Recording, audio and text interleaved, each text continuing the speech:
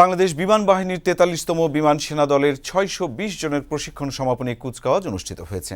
সকালে মৌলভীবাজারের recruits training স্কুলে কুচকাওয়াজ পরিদর্শন করেন প্রতিরক্ষা মন্ত্রণালয়ের সিনিয়র সচিব হাবিবুল আওয়াল। কুচকাওয়াজ শেষে বিভিন্ন বিষয়ে কৃতিত্বের জন্য শ্রেষ্ঠ রিক্রুটদের ট্রফি দেওয়া হয়। মৌলভীবাজার ঘুরে এসে আরও জানাচ্ছেন আহমেদ ফয়সাল।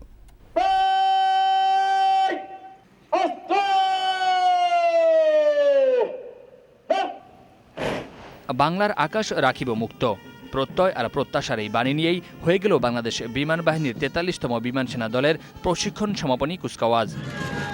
মনোজ্ঞ বাদ্যযন্ত্রের তালে ও প্যারেডের মধ্য দিয়ে বিমান বাহিনীতে যুক্ত হলেন ৬২০ নবীন সেনা।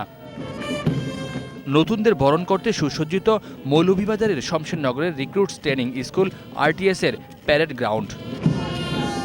এ সময় শিক্ষা, জেনারেল সার্ভিস ট্রেনিং ও সার্বিক বিষয়ে কৃতিত্বের জন্য শ্রেষ্ঠ রিক্রুটদের ট্রফি প্রদান করা হয়। প্রধান অতিথি হিসেবে কুচকাওয়াজ পরিদর্শন করেন প্রতিরক্ষা মন্ত্রণালয়ের সিনিয়র সচিব হাবিবুল আউয়াল।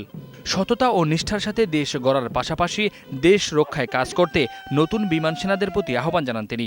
বাংলাদেশকে উন্নয়ন ও সমৃদ্ধির দিকে নিয়ে যাওয়া এখন সময়ের দাবি। আমি আশা করি আপনারা আপনাদের মেধা ও শ্রম দিয়ে বিমান বাহিনীকে যুগোপযোগী করে গড়ে তুলতে সক্রিয় ভূমিকা পালন করবেন। অনুষ্ঠানে অন্যান্যের মাঝে ছিলেন বিমান বাহিনী ঘাঁটি বাসারের এয়ার অধিনায়ক air vice marshal M Abul Bashar. Ahmed Faisal, Baishakhi news, Dhaka.